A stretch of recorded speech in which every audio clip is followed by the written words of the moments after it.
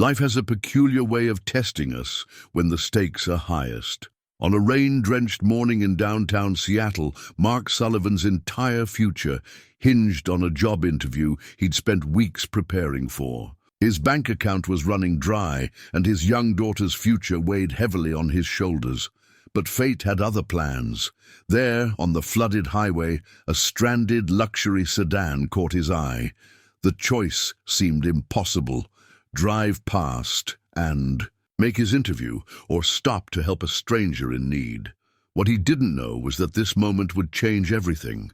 The woman whose car he rescued wasn't just another stranded motorist. She was Sarah Blackwood, CEO of the very company he was rushing to interview for. Could a missed interview actually be the best thing that ever happened to him? Before we jump back in, tell us where you're tuning in from. And if this story touches you, make sure you're subscribed, because tomorrow I've saved something extra special for you. The alarm chirped at 5:30 a.m., but Mark Sullivan had been awake since 4, rehearsing answers to interview questions in his head. The mirror reflected a face lined with determination as he worked the silk tie around his collar, his fingers remembering the motions Claire had taught him years ago. "Loop, swoop, and pull through," he whispered, hearing her voice in his memory. The knot wasn't perfect. Claire would have adjusted it with that gentle smile of hers, but it would have to do. Down the hall, soft rustling sounds signaled Emily was already awake. At 8 years old, she had an uncanny sense for important days. Mark found her at her small desk, colored pencils scattered across its surface, tongue caught between her teeth in concentration. "Morning, sweetheart," he said, pausing in the doorway.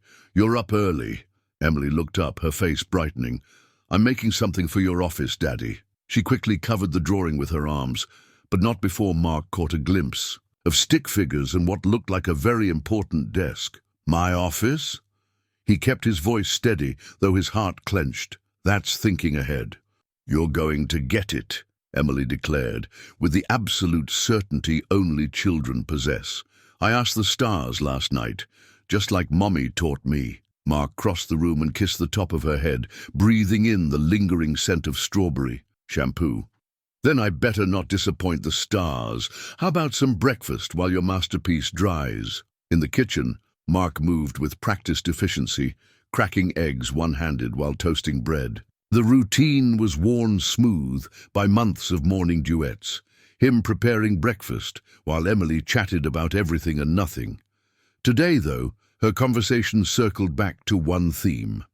"Will you have a big window in your new office?" She perched on her usual stool, watching him work. "Bobby's dad has a window where he can see the whole city." "We'll see, honey." Mark slid a perfectly folded omelette onto her favorite plate, the one with dancing penguins around the rim. "First, I have to ace this interview." "What does ace mean?" "It means to do really, really well." He sat beside her with his own plate, though his stomach was too knotted to eat. "Like your spelling tests." Emily nodded sagely, cutting her omelette into precise squares. "You'll ace it, Daddy. You're the best at everything." The faith in her voice made his throat tight. If only the job market shared his daughter's confidence. 6 months of rejections had taught him otherwise, but he wouldn't burden her with that reality. Instead, he watched her eat, memorizing the way morning light caught her hair, so like Claire's, and the small furrow of concentration between her brows as she carefully speared each bite.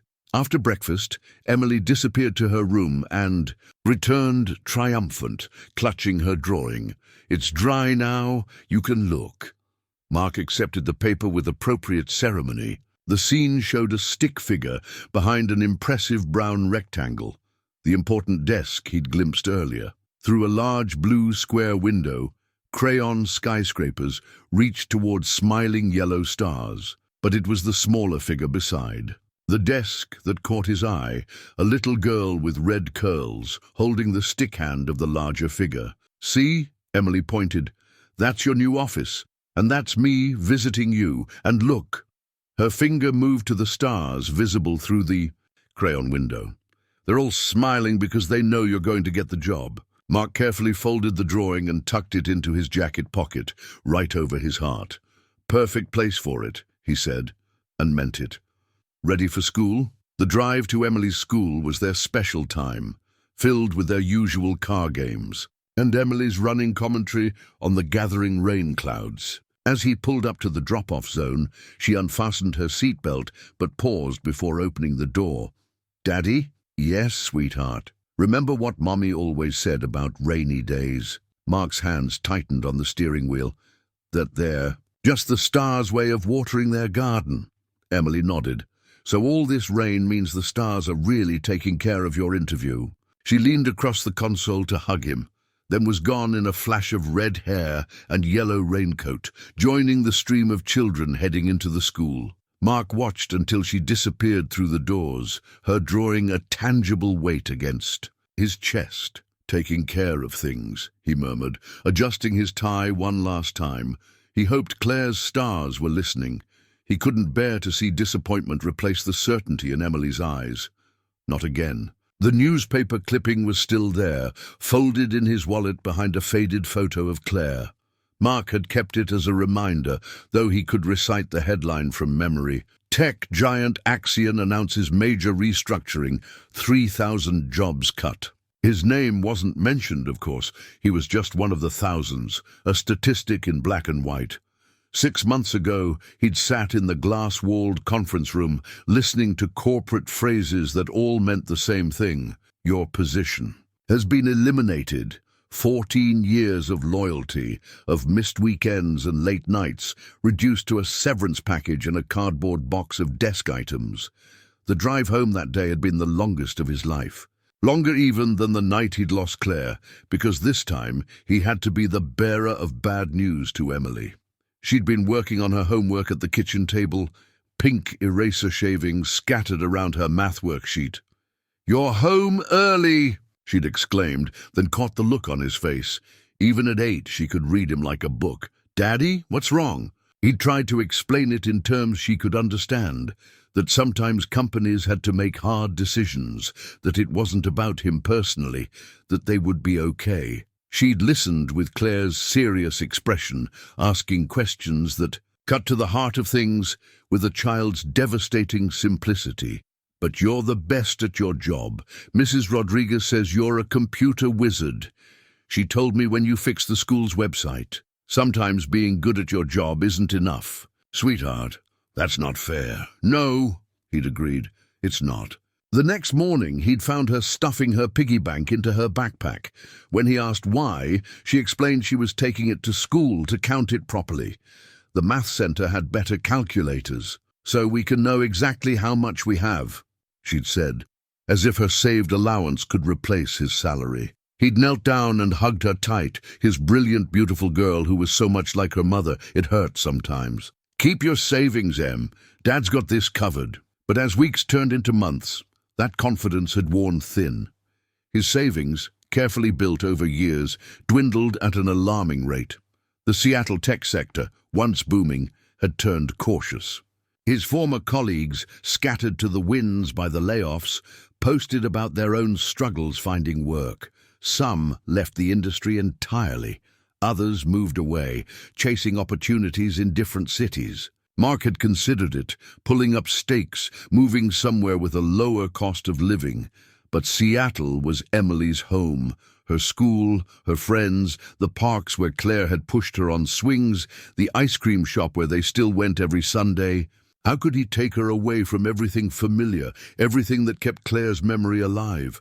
So he'd stayed, adapting his strategy. He took freelance work when he could find it, stretched his severance package with careful budgeting, and kept applying. His resume evolved through countless revisions. Each rejection email taught him something new about the current job market, about what companies were looking for. The worst part wasn't the rejections. It was maintaining a brave face for Emily. She never lost faith. Not even when he had to cancel her summer camp registration or explain why they were having more pasta dinners than usual.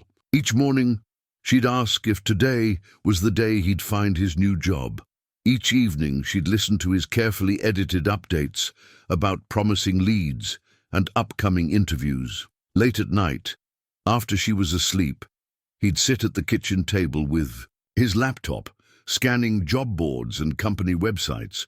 That's how he'd found the Blackwood Innovations posting.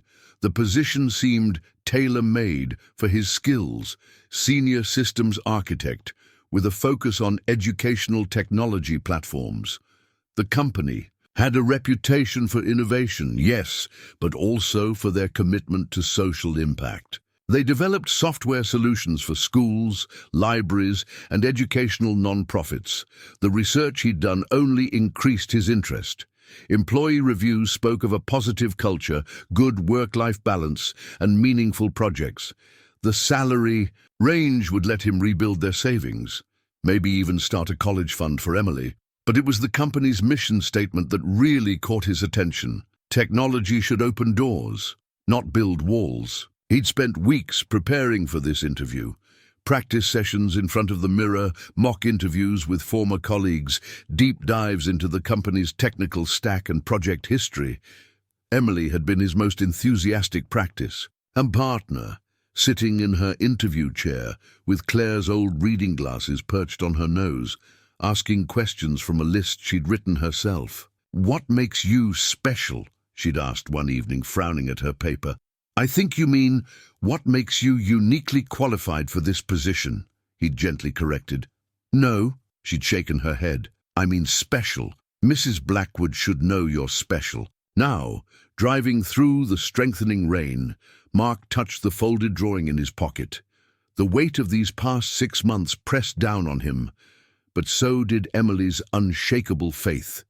Somewhere up there, in the rain-dark sky, Claire's stars were indeed watering their garden.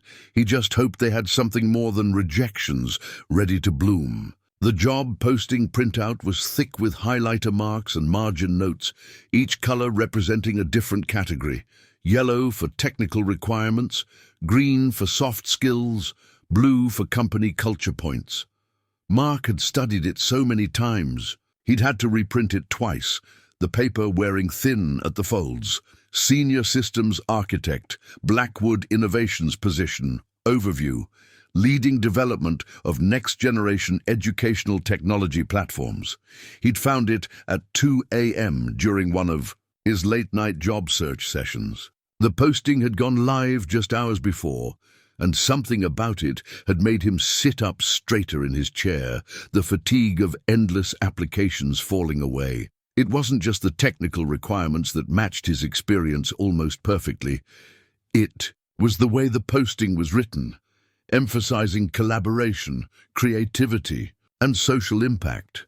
The company's portfolio included projects he'd admired from afar, a revolutionary learning management system that adapted to different learning styles, virtual laboratory simulations for schools that couldn't afford expensive equipment, language learning platforms that preserved endangered indigenous languages, real solutions for real problems. Mark had spent that entire night researching, his kitchen table gradually disappearing under printed articles and scribbled notes.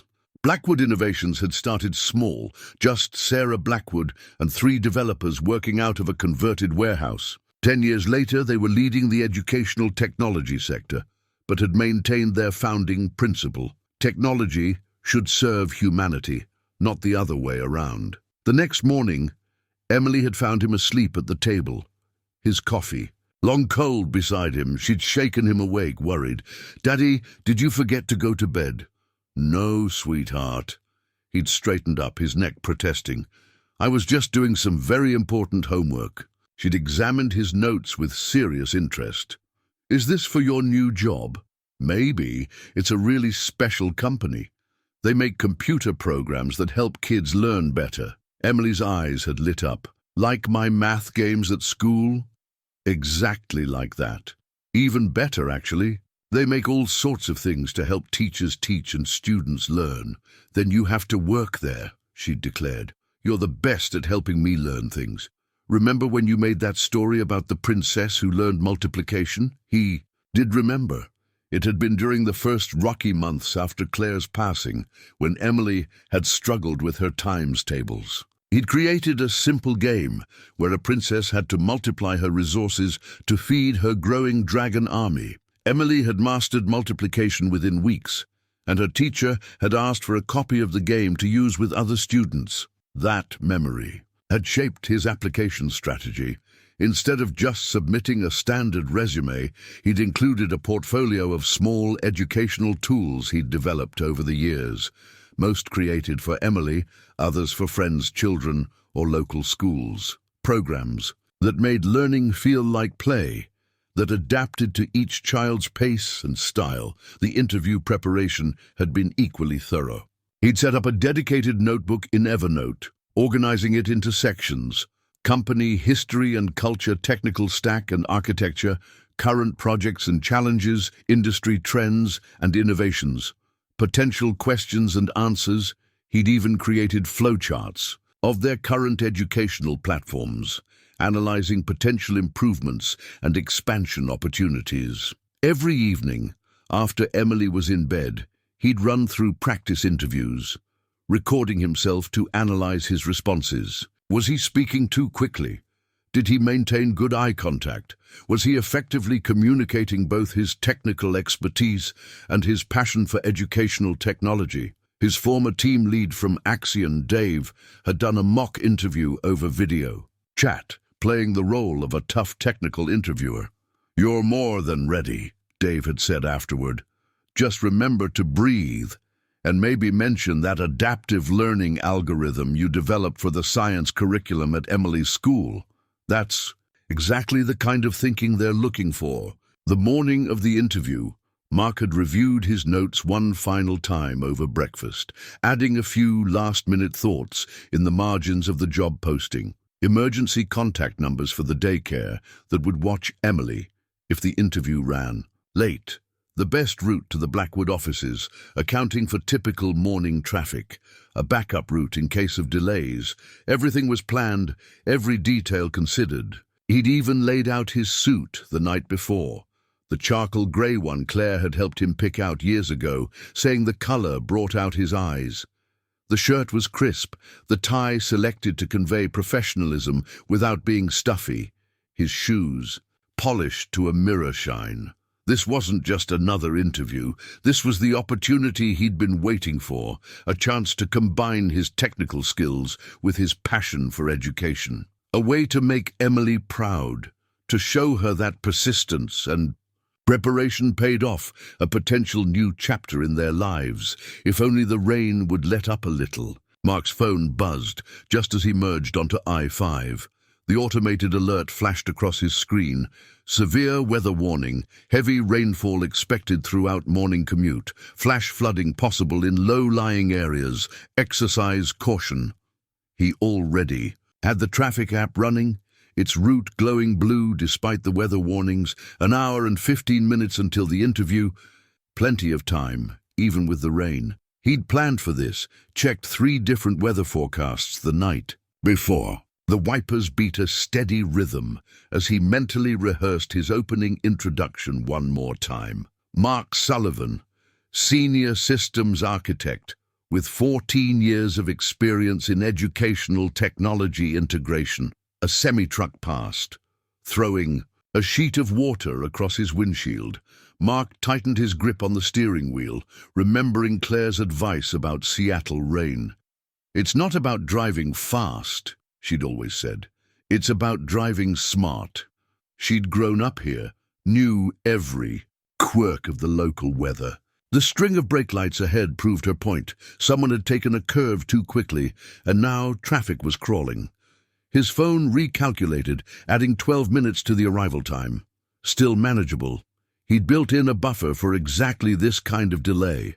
Through the grey curtain of rain, downtown Seattle's skyline emerged, its towers looking more like watercolor paintings than solid structures. The traffic app suggested an alternate route, and Mark took it, following the familiar surface streets. Past the coffee shop where he and Claire had their first date.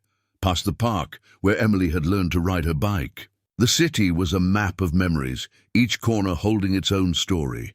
A new text message popped up on his phone's display. "Good luck, Daddy. The stars say you're going to be amazing." Emily must have convinced her teacher to let her send it. The simple message warmed him more than his travel mug of coffee ever could. The rain intensified, drumming against the roof of his car. Mark leaned forward slightly, squinting through the windshield. The road ahead curved gently, following the contour of the hill, and there, his headlights caught it first, hazard lights blinking weakly through the downpour. A sleek, black sedan was pulled halfway onto the shoulder, its front end angled awkwardly toward the guardrail.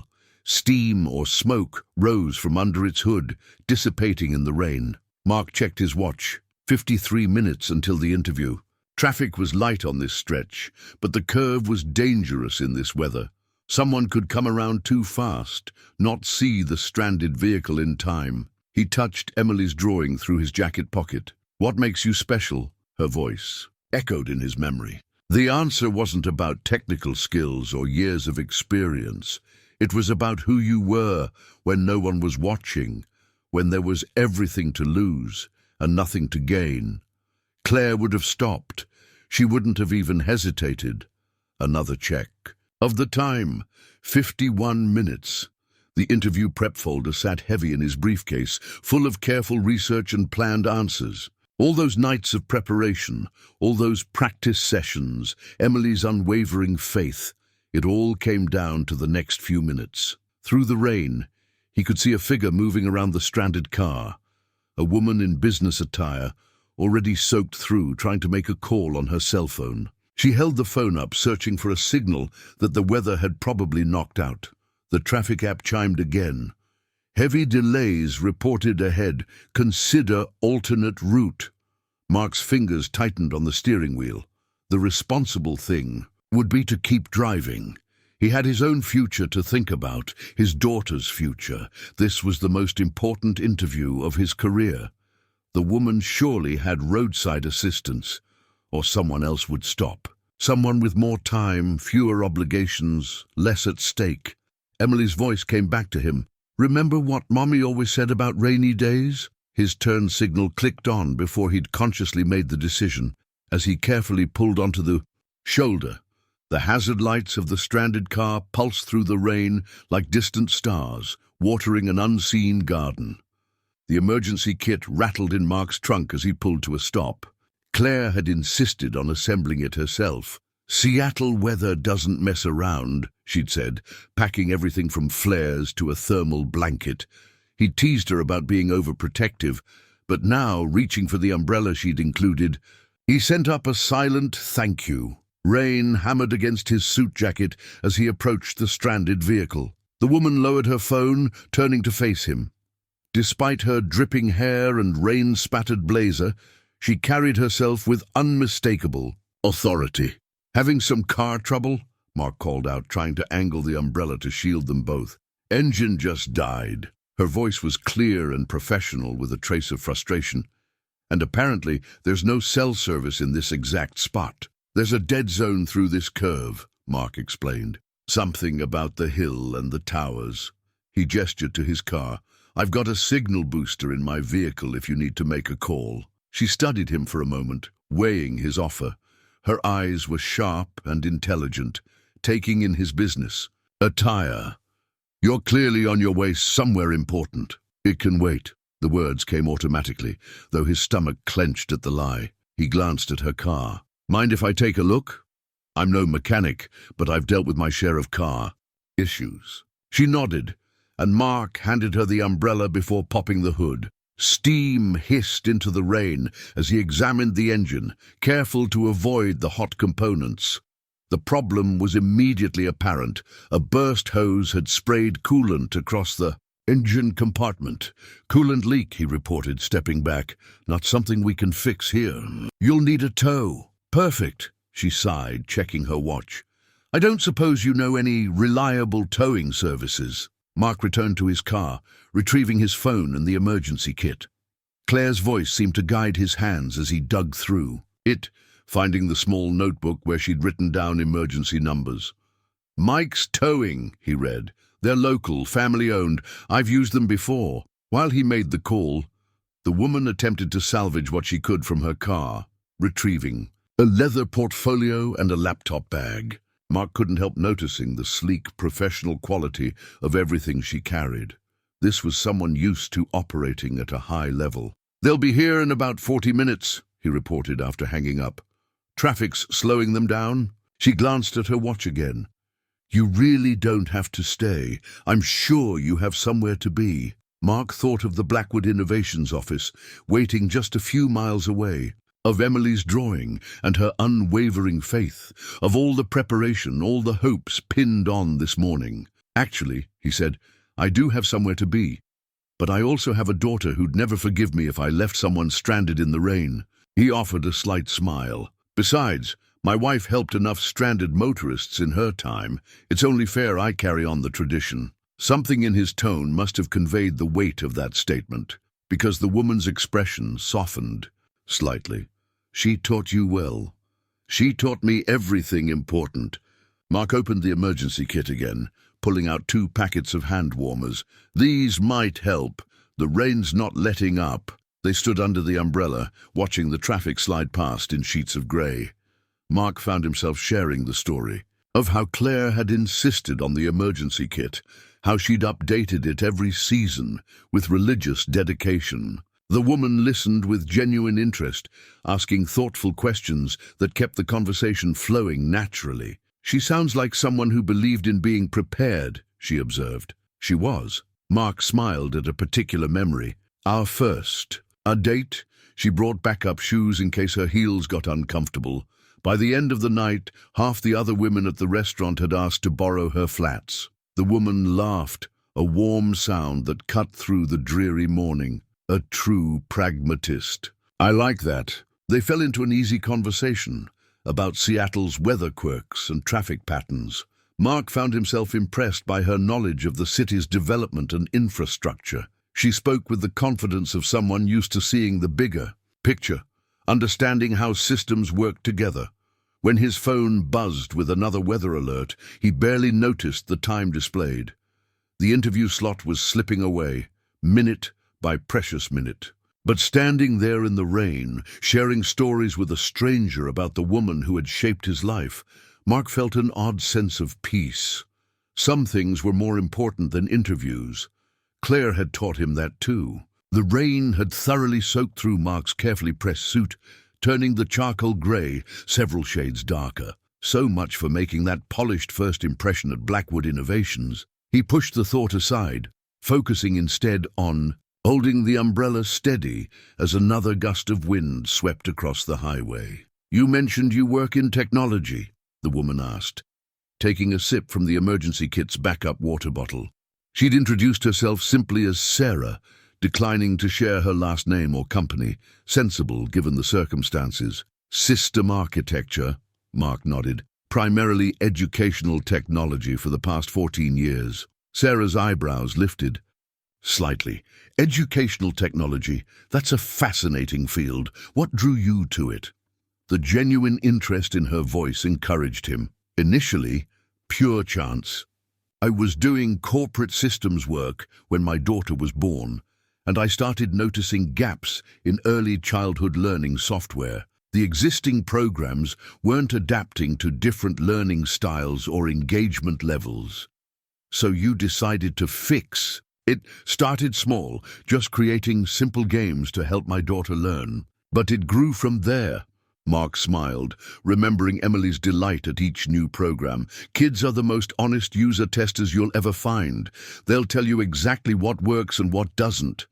Sarah leaned against her car, her professional demeanor softening. "Tell me more about these gaps you noticed. What specifically wasn't working?" The question sparked a passionate discussion. Mark found himself explaining his theories about adaptive learning systems, how technology could adjust, not just to skill levels, but to emotional states and attention spans. Sarah asked sharp, insightful questions that pushed him to elaborate, on points he'd never fully articulated before. "The real problem," he explained, gesturing with his free hand, "is that most educational software treats learning as a linear progression. But that's not how children actually learn. They leap forward in some areas while needing more time in others. The technology should flow with that natural pattern, not force it into rigid pathways? And how would you implement that flexibility without losing structural integrity? The question was precisely the kind of technical challenge he'd prepared for his interview. Mark outlined his ideas about dynamic learning matrices and real-time adaptation algorithms, watching Sarah's eyes light up with understanding. "That's quite innovative," she said when he finished. "Have you implemented any of these ideas?" "Some on a small scale. I developed a prototype for my daughter's school." He paused as a semi-truck roared past, throwing up a wall of spray. "The results were promising, but it needs more development, more resources." Sarah nodded thoughtfully. "Resources are always the limiting factor in education technology. Finding the balance between innovation and accessibility." "Exactly. It's not enough to create amazing technology if schools can't afford to implement it." This was another point he'd planned to make in his interview, and the words flowed easily. "The real challenge is making sophisticated systems that can run on basic school infrastructure." Their conversation ranged across various aspects of educational technology: security concerns, accessibility requirements, the challenge of keeping children engaged while ensuring real learning took place. Sarah revealed an impressive knowledge of the industry, offering perspectives Mark hadn't considered. Time slipped by, marked only by the steady drum of rain and passing traffic. Mark barely noticed his soaking suit anymore, caught up in the most engaging technical discussion he'd had in months. There was something familiar about Sarah's way of thinking, her approach to problem-solving, but he couldn't quite place it. The tow truck's flashing lights finally appeared through the rain, pulling up behind them with practiced precision. The driver, a weathered man in his 60s, emerged with a clipboard. "Mike's towing," he announced unnecessarily. "Which one of you called?" "I did," Mark said, then turned to Sarah. "Will you be okay from here? I can stay if you need anything else." She smiled, a warm expression that transformed her professional features. "You've already done more than enough. Thank you, truly. Not many people would stop these days, let alone stay." The tow truck driver was already examining her car, making notes on his clipboard. "Looks like a straightforward tow. We'll have you sorted in no time." Mark checked his watch for the first time in nearly an hour, and his stomach dropped. His interview slot had come and gone. He'd missed his chance at Blackwood Innovations, but watching Sarah wrap his emergency blanket more tightly around her shoulders, seeing the genuine gratitude in her eyes, he couldn't bring himself to regret his choice. Some things were worth more than career opportunities. "Take care," he said, gathering his emergency kit. "And maybe keep some hand warmers in your car from now on." She laughed. "I think I'll be putting together an entire emergency kit. Your wife had the right idea." The mention of Claire brought a bittersweet smile to his face. She usually did. As Mark walked back to his car, the rain finally began to ease, as if the stars had finished watering their garden for the day. His soaked suit clung uncomfortably, and he could already imagine Emily's questions about why he was so wet. But he felt oddly lighter, as if he'd passed some test he hadn't known he was taking. The temporary visitor badge felt like a mockery. Mark Sullivan, interview candidate, 10:47 a.m., nearly 2 hours late. The lobby of Blackwood Innovations was everything he'd imagined: sleek, modern, with wall-mounted displays showcasing their educational software in action. Under different circumstances, he would have been fascinated by the interactive demonstrations. "I'm so sorry," he said again to the receptionist, water still dripping from his suit onto the polished concrete floor. "I know I've missed my slot, but if there's any chance..." "I'm afraid Ms. Torres, our HR director, had to move on to other appointments," the receptionist replied, though her tone was kind. She looked about Emily's age when she added, "Should I let her know you'd like to reschedule?" Mark's hand went to his pocket, touching Emily's drawing through the wet fabric. How could he explain this to her, that Daddy had missed his big chance? "Because Mark Sullivan?"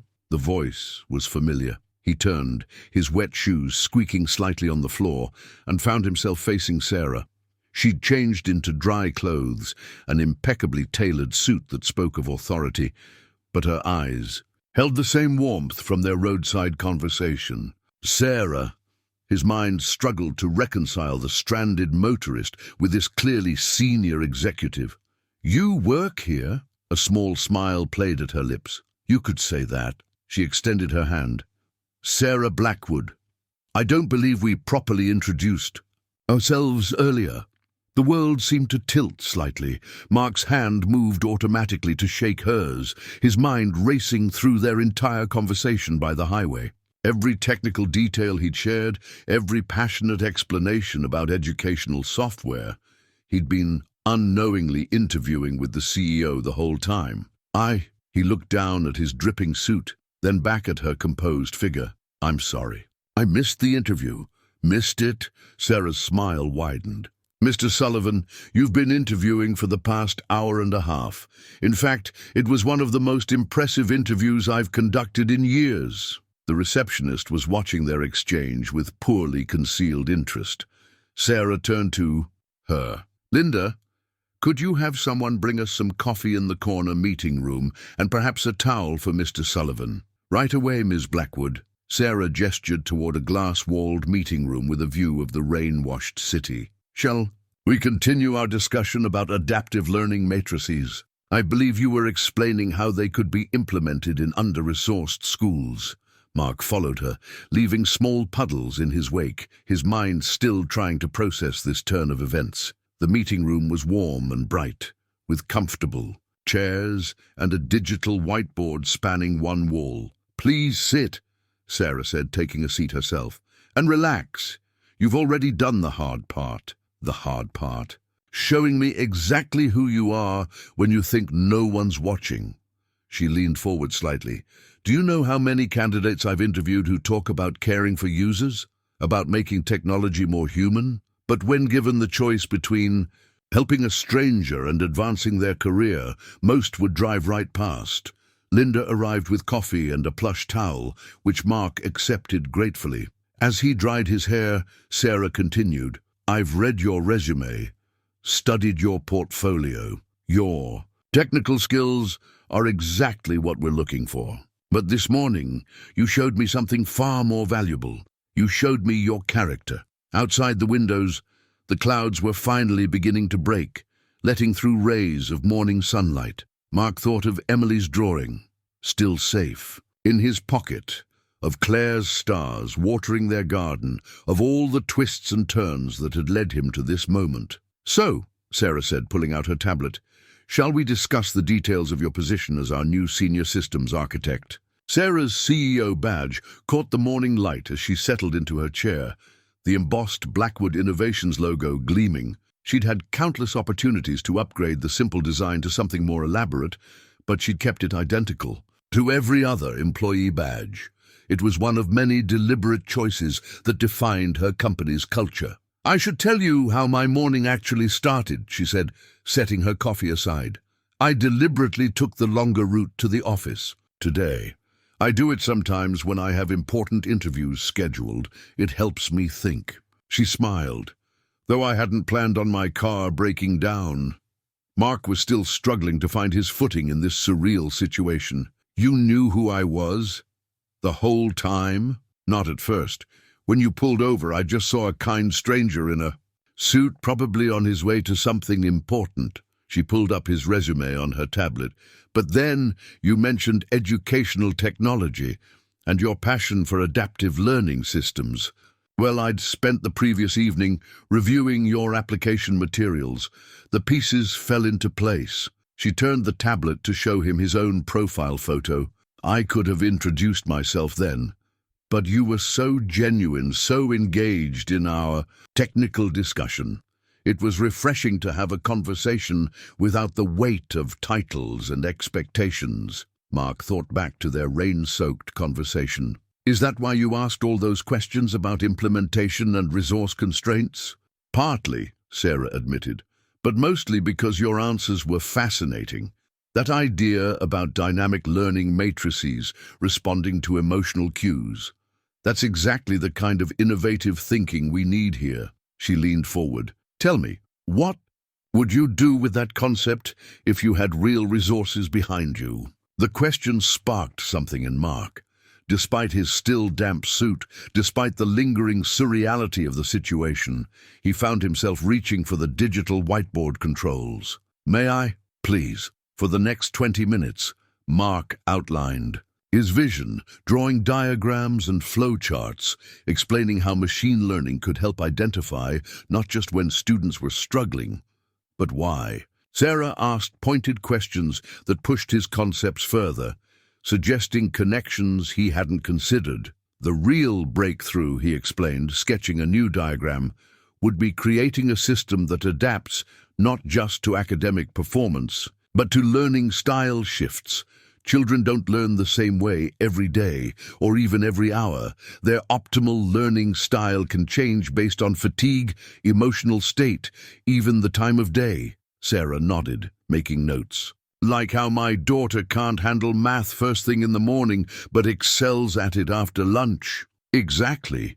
Traditional educational software treats students like static entities, but they're dynamic, constantly changing.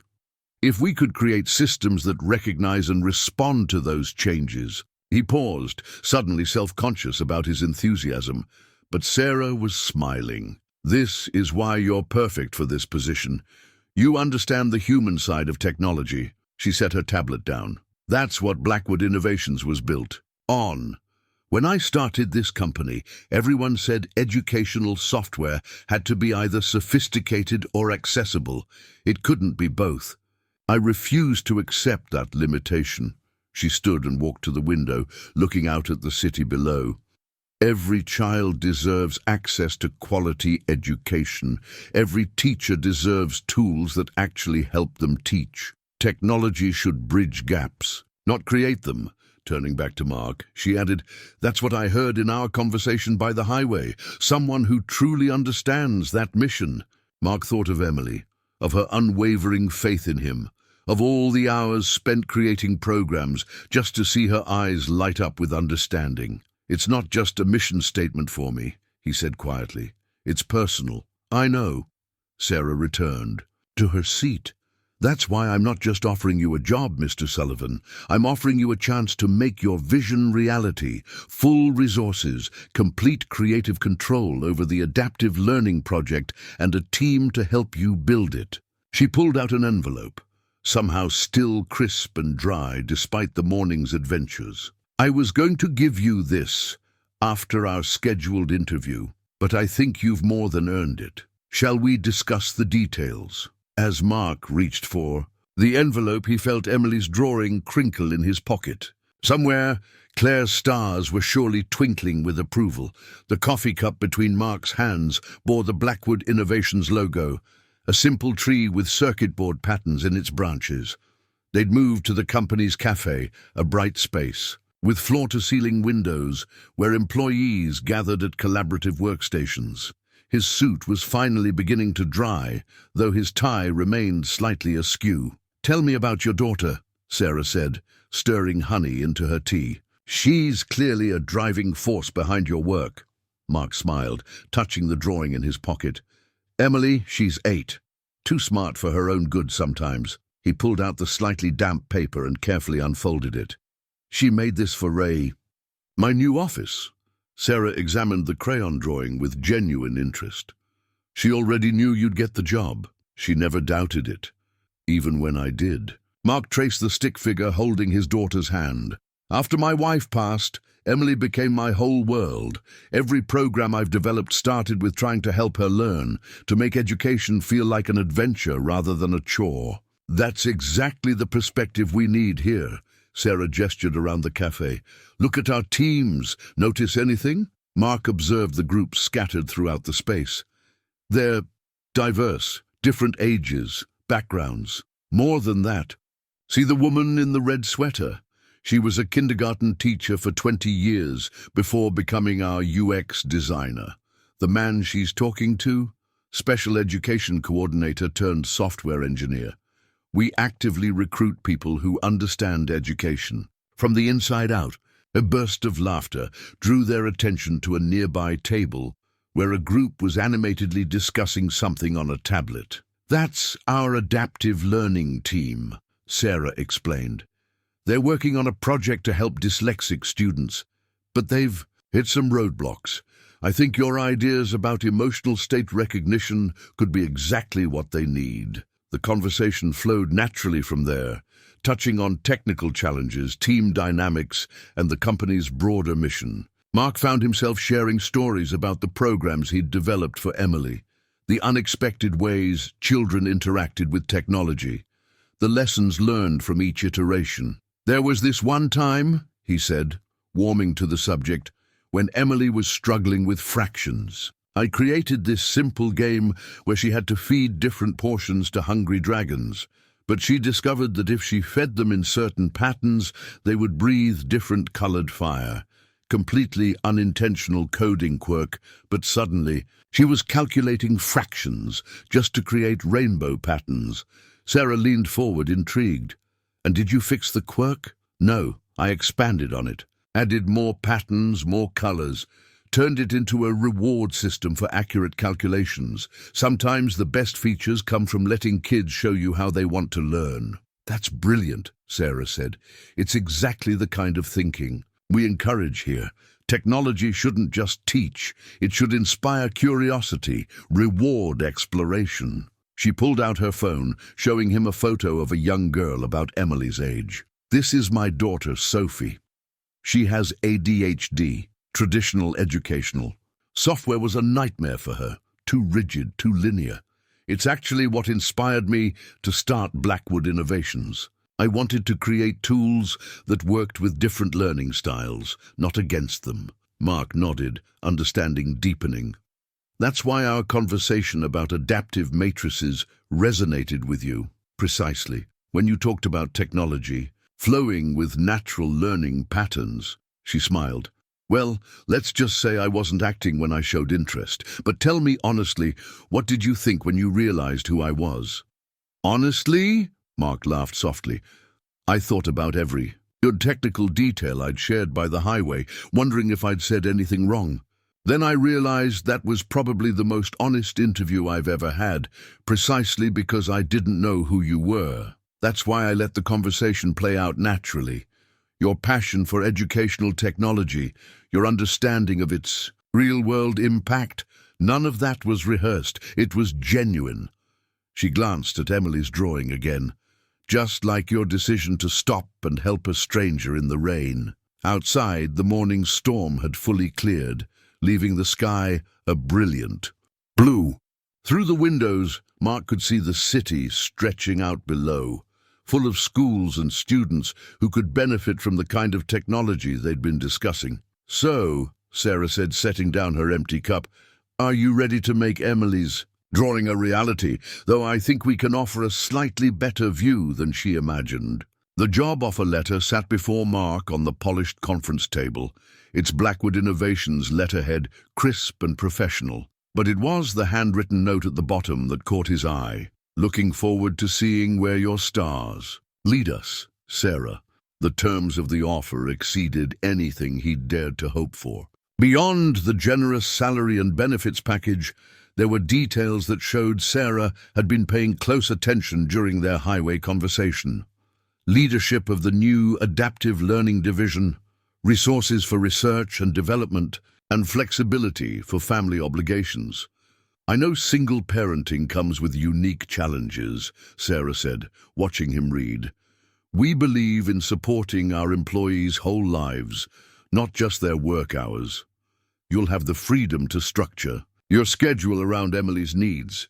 Mark looked up from the letter, emotion catching in his throat. "This is incredible." "There's more." Sarah tapped a section near the bottom. "We have a partnership with Emily's school district. Your daughter could be one of our first beta testers if she's interested. Though from what you've told me, she's already an experienced software tester." Mark laughed, remembering Emily's detailed critiques of his programs. "She definitely doesn't hold back her opinions." "Perfect. We need that kind of honest feedback." Sarah leaned forward. "I meant what I said about your vision for adaptive learning systems. I want you to build it, Mark. Not just the technical framework, but the whole program. Build something that could help every child learn in their own way at their own pace. The magnitude of the opportunity began to sink in. This wasn't just a job, it was a chance to make all his ideas reality, to create something that could genuinely help children like Emily, like Sarah's daughter Sophie. "I've been thinking about the emotional recognition algorithms," he said. "Ideas flowing freely now. If we combine machine learning with real-time feedback loops, we could create something that's not just responsive, but predictive. Something that could recognize when a student is about to hit a wall and adjust before frustration sets in." Sarah nodded encouragingly. "And how would you begin?" "Start small, but think big." Mark reached for a notepad, sketching quickly. Phase 1 would be basic pattern recognition, tracking how individual students interact with existing programs, identifying their peak learning periods and preferred methods. That gives us baseline data. And phase 2, that's where it gets interesting. His pen moved faster, mapping out connections. We integrate emotional cues, mouse movement patterns, response timing, even facial expression recognition if parents opt in. The system learns each student's unique signals, their individual rhythms. Sarah studied his diagram. The personalization potential is enormous. Exactly. No more one-size-fits-all approaches. Each student gets a learning experience that actually adapts to them, not just their test scores. He paused, a new thought striking him. We could even include parent and teacher interfaces, letting them track patterns and progress in real time. "Making everyone part of the learning journey," Sarah added. "That's exactly the kind of holistic thinking we value here." Mark glanced at the offered salary again, still somewhat stunned by the figure. It meant stability, security. It meant being able to start Emily's college fund, maybe even look for a house in a better school district. "There's one more thing," Sarah said, pulling out another document. "This is our standard NDA, but I've added a special provision. Any educational software you've already developed for Emily remains your intellectual property, but we'd like first rights to integrate it into our platforms.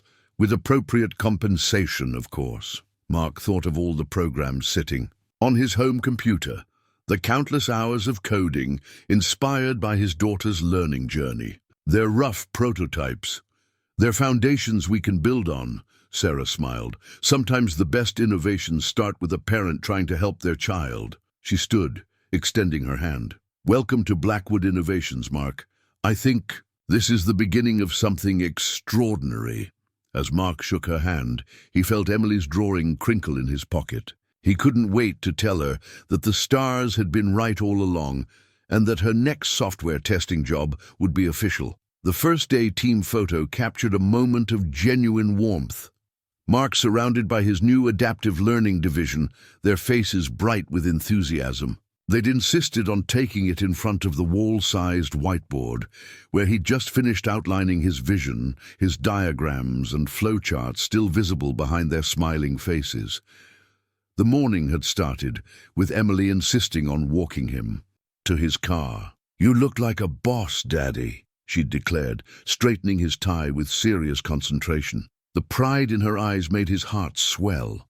Now, stepping into Blackwood Innovations as an employee rather than a candidate felt surreal. His new security badge worked smoothly at every door, each soft chime a reminder that this was real. Linda, the receptionist, greeted him with a knowing smile. "Ms. Blackwood asked me to give you this," she said, handing him a small package. Inside was a deluxe emergency car kit with a note, "For the next stranded motorist." Sarah, his new office, exceeded even Emily's crayon imagination. Floor-to-ceiling windows offered a panoramic view of Seattle, and the empty walls seemed to invite futures yet to be drawn. But it was the team gathering in his conference room that truly took his breath away. Sarah had assembled a group that perfectly balanced technical expertise with educational experience. Dr. Maria Chen, former special education coordinator, now a leading developer in educational software. James Murphy, who'd taught high school math for 15 years before becoming a UX designer. Dr. Rajesh Patel, whose doctoral thesis on machine learning in educational contexts had won international awards. "We've all read your proposals," Maria said during introductions. "Your ideas about emotional state recognition in learning patterns? That's exactly what we've been missing in our dyslexia support program." The morning flew by in a whirlwind of presentations and discussions. Mark found himself drawing on the whiteboard, expanding on his highway conversation with Sarah. His team didn't just follow his ideas, they enhanced them, offering perspectives he hadn't considered. "What if we incorporated music theory?" suggested Lisa Torres, their audio engineer who'd once taught elementary school music. "Different learning states might respond to different rhythms, tempos, and link it with color theory," James added, already sketching on his tablet. "Create a full, sensory-adaptive environment." By lunchtime, the whiteboard was covered in possibilities. Sarah stopped by just as they were ordering food, taking in the scene with evident satisfaction. "I see you're all getting along," she observed, studying the complex diagrams. "Though I hope someone's documenting all this." "Already on it," Rajesh replied, holding up his tablet. "We're setting up a shared workspace now. Mark's system architecture is revolutionary. It'll change how we approach everything." Mark felt a flush of pride, but also humility. "It's everyone's input that's making it work. I never considered the musical element or the color theory applications." "That's why you're here," Sarah said. "Not just to implement your ideas, but to help different perspectives come together." Speaking of which, she held up her phone. "Time for the traditional first-day team photo. Everyone gather round." They assembled in front of the whiteboard, this diverse group of educators turned technologists who shared his passion for transforming education. As the phone's camera timer counted down, Mark felt a profound sense of belonging. The photo captured more than just smiles. It captured possibility. These were people who understood that technology wasn't just about algorithms and code. It was about the child struggling with fractions, the teacher trying to reach 20 different learning styles at once, the parent staying up late to help with homework. Back in his office after lunch, Mark took out Emily's drawing and pinned it to his wall, the first decoration in the space. Next to it, he placed the new team photo. The crayon stars in Emily's picture seemed to smile down at the real people who would help make their vision reality. His phone buzzed with a text from Emily. "How's your first day as a boss, Daddy? Did you ace it?" Looking at his newly assembled team through the office window, still energetically discussing morning ideas, Mark smiled and typed back, "The stars were right, sweetheart. They were absolutely right." The project proposal sat open on Mark's dual monitors, its cursor blinking at the end of a complex paragraph about neural network implementation. 2 weeks into his role, and he was already pushing against the boundaries of conventional educational software design. The working title at the top of the document read, "Project Constellation, Adaptive Learning Through Emotional Intelligence." "Daddy, your equations are wrong." Mark glanced down at Emily, who had set up her own little workstation in his office. It was his week to have her after school, and Blackwood's family-friendly policies meant she could do her homework while he worked late. She was pointing at his tablet, where he'd been sketching algorithm patterns. "Wrong? How so?" "The pattern's not balanced." She traced the flowchart with her finger. "See? If you want it to make a star shape like you said, both sides need to be equal." Mark stared at the diagram. She was right. His pattern recognition algorithm had a subtle asymmetry that could cause bias in the results. Leave it to his daughter to spot the flaw in his geometry. A knock at his office door revealed Maria holding a stack of user testing reports. "Got a minute? We've hit a snag with the dyslexia module." "Come in." Mark waved her toward the conference table. "Emily, want to show Dr. Chen what you just found?" Emily proudly explained the pattern imbalance, while Maria listened intently, her expression shifting from polite attention to genuine interest. "You know," Maria said, "this could help with our current problem." She spread out her reports. We've been trying to create balanced testing patterns for dyslexic students, but our sequences keep favoring certain learning styles over others. Mark rolled his chair over to the table, Emily following with her homework forgotten. Show me. The reports detailed how their initial adaptive algorithms were working well for some students, but missing others entirely. The patterns were too rigid, too predictable. What if, Emily piped up, it was more like a game, like when Daddy made the dragon colors change with fractions? Maria's eyes lit up. The rainbow patterns. Mark, you mentioned those in your first interview with Sarah. Could we apply that principle here? Mark was already reaching for his tablet, sketching a new flowchart. Instead of linear progression, we create constellation patterns. Each learning achievement becomes a point of light, connecting to form larger patterns. And the patterns themselves become rewards, Maria finished.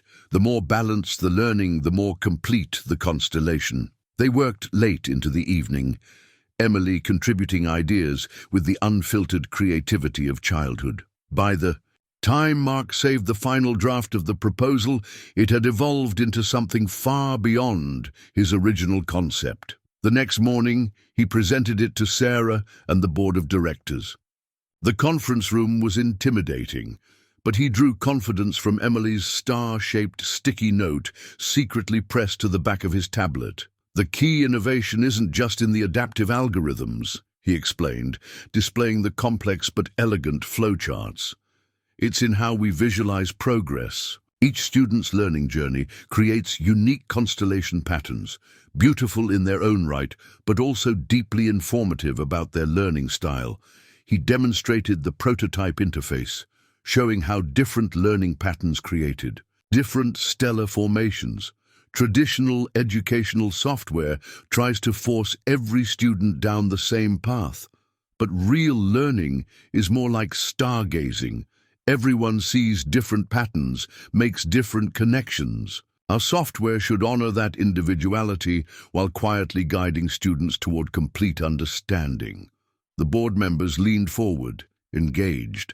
Sarah's smile grew as Mark outlined implementation strategies, resource requirements, and potential impact across different educational sectors. The best part, he concluded, is that it's endlessly extensible.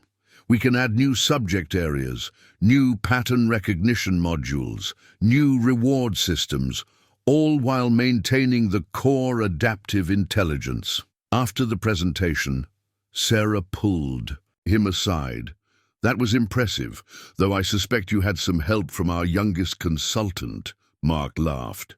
Emily found a critical flaw in my original design. It reminded me why we're doing this.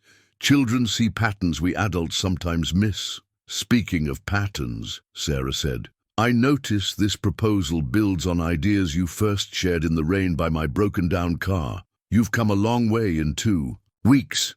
Looking at the project proposal, now approved and ready for full development, Mark thought about all the twists of fate that had led him here. Sometimes the most important patterns were the ones you only recognized in retrospect. We all have somewhere to be, he quoted Sarah's words from that rainy morning. Sometimes we just need a little help finding our way there. Mark's first quarterly performance review read like a success story. Sarah had been thorough in her evaluation, filling the document with specific examples of his impact. Project Constellation has revolutionized our approach to adaptive learning. Leadership style fosters innovation while maintaining focus. Exceptional ability to bridge technical and educational perspectives. But it was the personal note at the end that meant the most. You've created something remarkable here, Mark. Not just the technology, but the culture of compassionate innovation. Every stranded motorist should be so lucky. 3 months had transformed his initial ideas into working prototypes. The dyslexia module, first to launch, was already showing promising results in pilot programs. Teachers reported unprecedented engagement levels, while student feedback forms were filled with comments about the star patterns they'd created. The constellation rewards are genius, James told him during their morning stand-up meeting. I had a third grader refuse to leave the computer lab yesterday because she was one achievement away from completing Ursa Major. Maria nodded enthusiastically, and parents are noticing too. We're getting emails about children practicing reading at home voluntarily just to unlock new patterns. The team had grown, adding specialists in different learning challenges. Each brought new perspectives to the project, expanding its scope while maintaining the core vision of adaptive, emotionally intelligent learning. Emily had become an unofficial team mascot, her after-school presence in Mark's office a regular occurrence. Her homework station had evolved into a proper desk, complete with a junior developer nameplate that the team had given her for her 9th birthday. "Mr. Sullivan?" Linda's voice came through the intercom. "The educational board representatives are here for the demonstration." Mark gathered his materials, touching Emily's drawing for luck, now framed on his wall alongside a growing collection of team achievements. The conference room was packed with educators, administrators, and a few faces he recognized from national education technology forums. "Thank you all for coming," he began, launching the presentation he'd practiced with Emily the night before. "What you're about to see isn't just another educational software platform. It's a new way of thinking about how technology can adapt to human needs rather than forcing humans to adapt to technology." The demonstration flowed smoothly, each feature highlighting the system's ability to recognize and respond to individual learning patterns. Mark showed how the software adjusted its approach based on subtle cues, response times, mouse movements, pattern choices, building a unique learning profile for each student. "The breakthrough," he explained, pulling up a series of constellation patterns, "is that we're not just tracking academic progress, we're creating an emotional engagement map, a visual representation of each student's learning journey." The room grew animated as educators recognized the implications. Questions flew. Could it adapt to different age groups? What about students with multiple learning challenges? How soon could they implement it? Sarah, watching from the back of the room, caught his eye and nodded approvingly. She'd seen something in him that rainy morning, some potential that went beyond technical skills or interview preparation. Now, watching him field complex questions with confident expertise, her faith was justified. After the presentation, an elderly school superintendent pulled him aside. "You know," she said, her eyes bright with unshed tears, "I've been in education for 40 years. This is the first time I've seen technology that truly understands how children learn. If we'd had this when my grandson was struggling with dyslexia..." Mark thought of Emily, of all the late nights coding solutions for her challenges, of Claire's patient guidance that had shaped his understanding of how to nurture learning, of Sarah's vision for technology that served humanity. "We're just getting started," he told the superintendent. "Every child deserves to see their own constellation." Back in his office, he found a sticky note from Emily on his monitor. "Did you ace it, Daddy?" "The stars told me you did." The performance review on his desk confirmed it. He had indeed aced it, but more importantly, he'd found his true path. Not just a job, but a mission. Not just success, but significance. The rain had cleared long ago, but somewhere Claire's stars were still tending their garden, and it was blooming beyond anyone's expectations. The thank you card sat propped on Sarah's desk, its handmade cover decorated with carefully drawn stars and constellations. Inside, in Emily's improving penmanship, was a message that brought tears to Sarah's eyes whenever she read it. "Thank you for saving Daddy's smile. Now he helps other kids smile too. Love, Emily." 1 year had transformed both father and daughter. Mark sat in Sarah's office now, reviewing the latest project constellation metrics, while Emily attended her after-school coding class, a program Blackwood Innovations had started for employees' children. "These adoption rates are extraordinary," Sarah said, scrolling through the data. "Over 2,000 schools nationwide, and the feedback keeps getting better." "The team deserves the credit," Mark replied.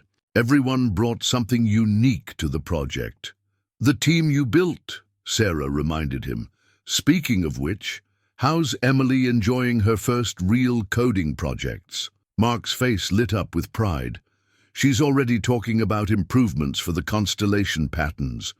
Apparently, we need more variety for mathematics achievements. She says the current ones are too predictable. Sarah laughed. Like father, like daughter, though I seem to remember someone else pointing out pattern flaws on their first day. The year had been a whirlwind of development, testing, and implementation. Project Constellation had evolved from a promising prototype into a comprehensive learning platform. Schools reported significant improvements in student engagement and achievement, particularly among children with learning differences. But the numbers told only part of the story. Mark's inbox was filled with emails from parents and teachers, sharing personal victories. The dyslexic student who finally found joy in reading. The math-anxious child who discovered patterns that made sense. The autistic learner who connected with the material in their own unique way. "Remember what you told me that first morning?" Sarah asked, about technology flowing with natural, learning patterns instead of forcing children into rigid pathways? Mark nodded, thinking back to their rain-soaked conversation by her broken-down car. "You've done more than prove that concept," she continued.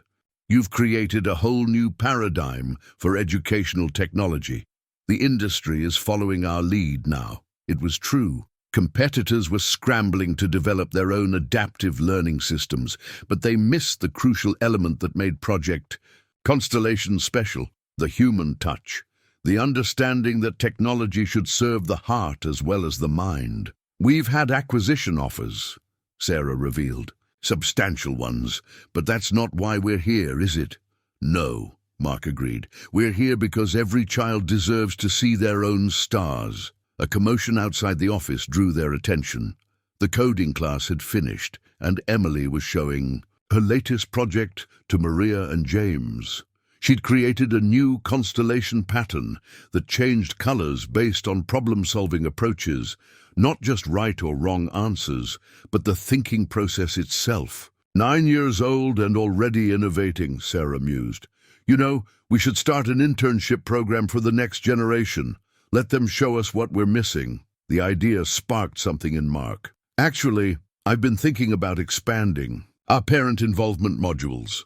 What if we created a family coding initiative? Help parents and children learn together, build their own educational tools, like you and Emily did?" "Exactly. Every parent has insights into how their child learns best.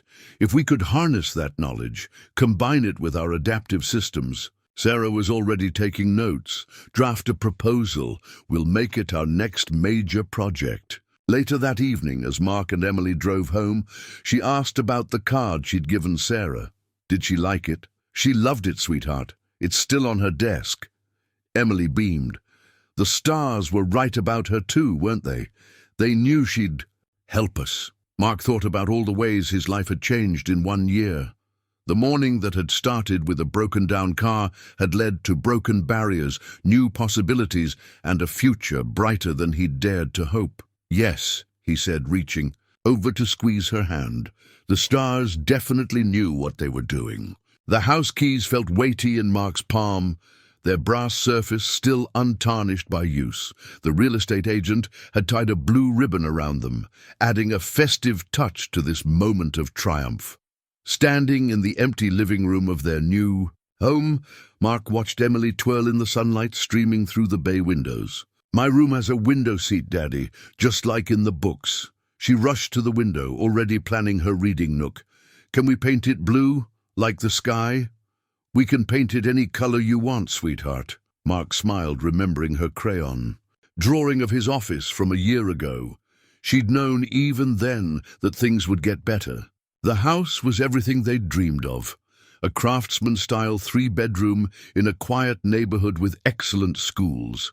More importantly, it was only 15 minutes from Blackwood Innovations, meaning more time together and less time commuting. "Ms. Chen said her daughter goes to the new school too," Emily chatted excitedly, referring to Maria's child. "And Sophie. Can Sophie come over when we're all moved in?" Sophie was Sarah's daughter, who had become fast friends with Emily through the company's after-school programs. Their shared experiences as children who learned differently had created a special bond. Of course she can. We'll have plenty of room for study sessions and sleepovers now. Mark walked through to the kitchen, where morning light played across granite countertops. No more cramped apartment meals. They could actually cook together here. His phone buzzed with a text from Sarah. "Heard you got the keys today. Congratulations."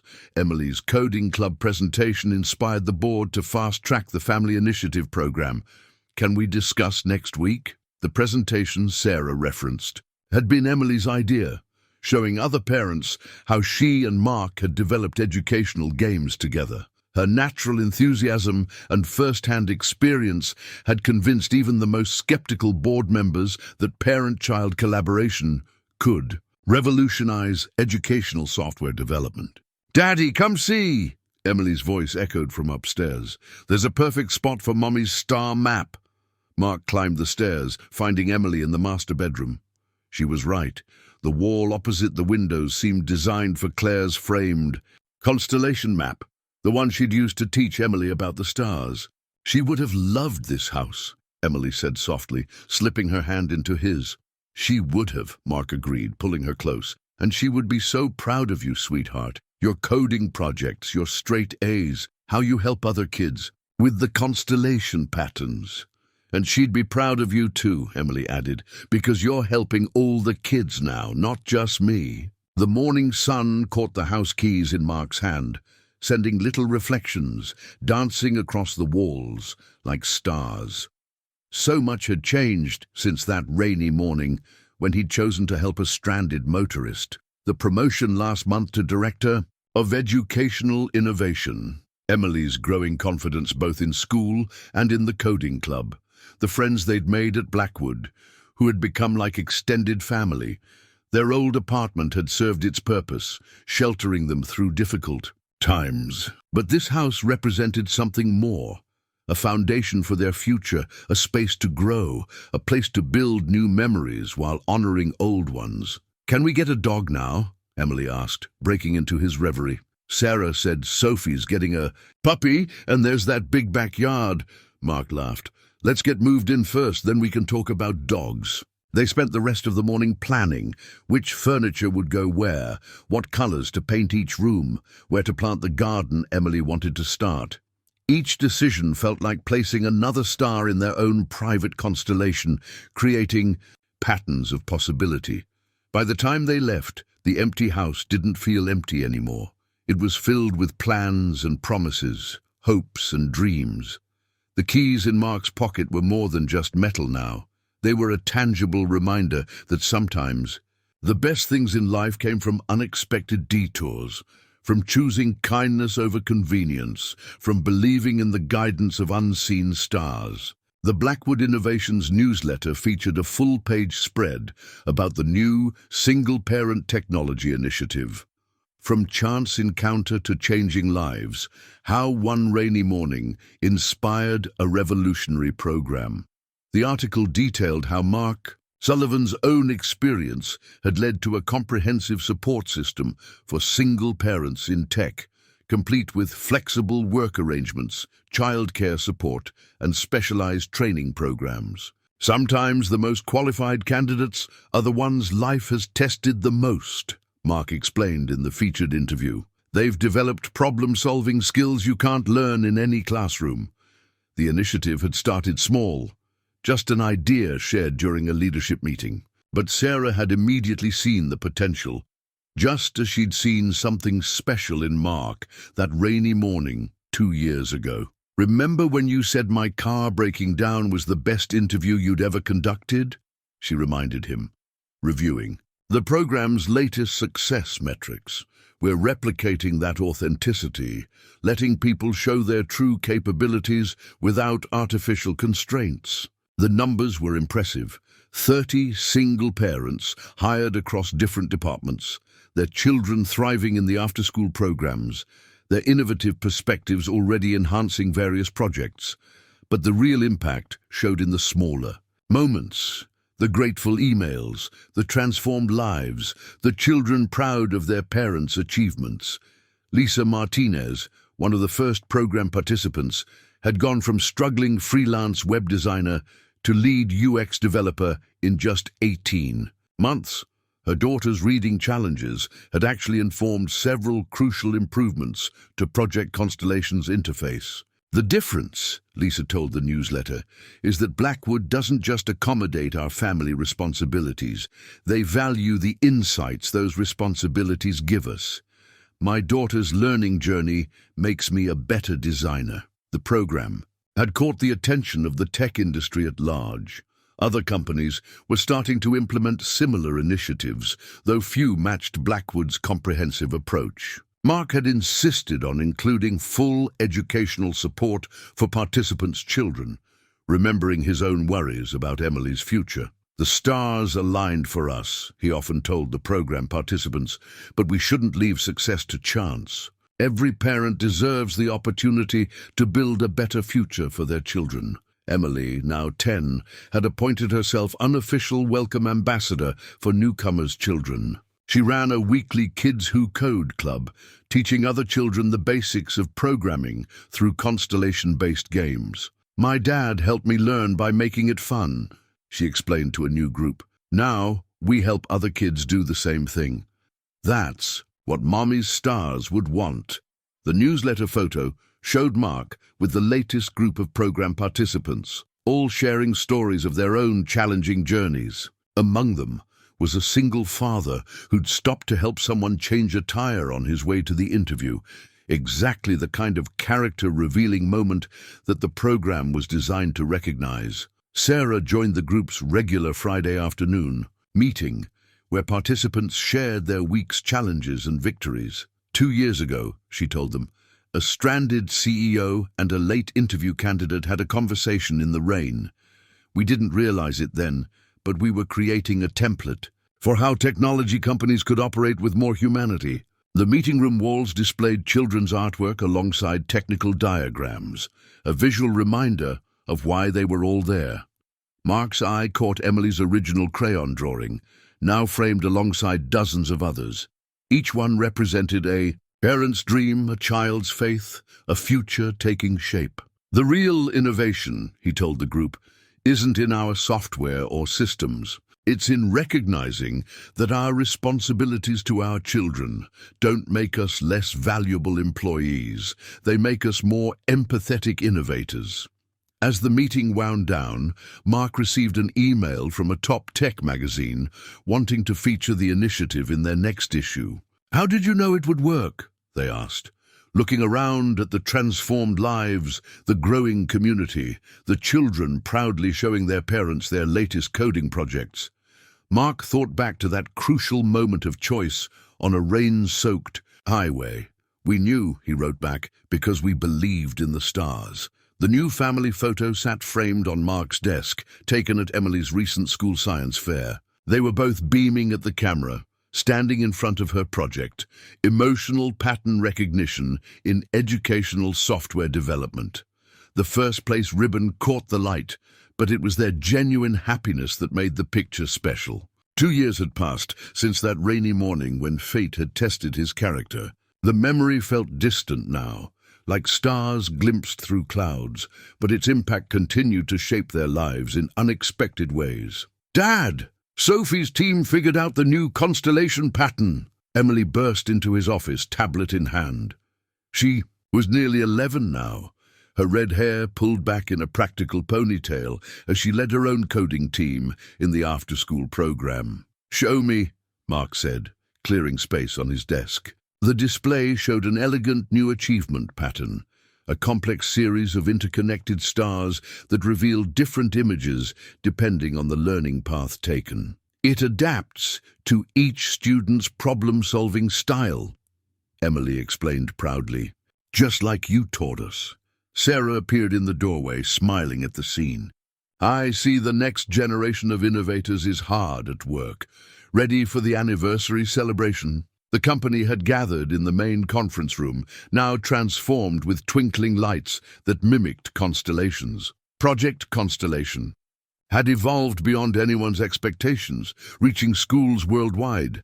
But today's celebration wasn't about software or success metrics. It was about community. The room was filled with families from the single-parent technology initiative, their children demonstrating their latest coding projects. Lisa Martinez's daughter was explaining her reading progress to a group of impressed educators. James Murphy's son was showing off a math game he'd designed himself. Hard to believe it all started with a broken-down car, Sarah mused, watching the interactions. Though I suspect the stars had a plan that morning. Mark touched the frame of Claire's constellation map, now hanging prominently in the conference room. They usually do. Emily had joined Sophie and the other children, their excited chatter mixing with the adults' conversations. The room hummed with the energy of possibilities being born, of futures taking shape. "You know," Sarah said, "when I first started Blackwood, Innovations, people said you couldn't build a successful tech company on emotional intelligence and human connection. That efficiency would always trump empathy. And now? Now they're all trying to copy our model, but they miss the essential truth. It's not about the programs or policies. It's about believing in people, especially when they're standing in the rain." Mark watched Emily demonstrate a coding concept to a younger child. Her patience and enthusiasm mirror images of his own teaching style. She caught his eye and waved, her smile brightening the room like a newfound star. The photo on his desk captured more than just a moment of success. It captured a journey of faith, resilience, and the extraordinary power of ordinary kindness. Every day, new families joined their expanding constellation, each bringing their own light to the pattern. "The stars were right," Emily had written on the back of the photo. "They're always right when you trust them." Mark couldn't argue with that wisdom.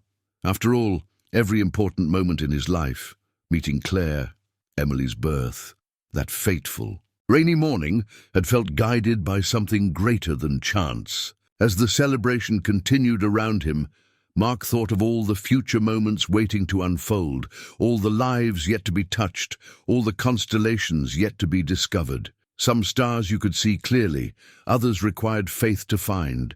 But together they formed a pattern of infinite possibility. Claire would have loved that thought. She would have loved all of this. Outside the windows, Seattle's afternoon rain had cleared, revealing a sky as full of promise as that morning. 2 years ago, somewhere up there, the stars were tending their garden, watching new dreams take root and grow. And they were smiling.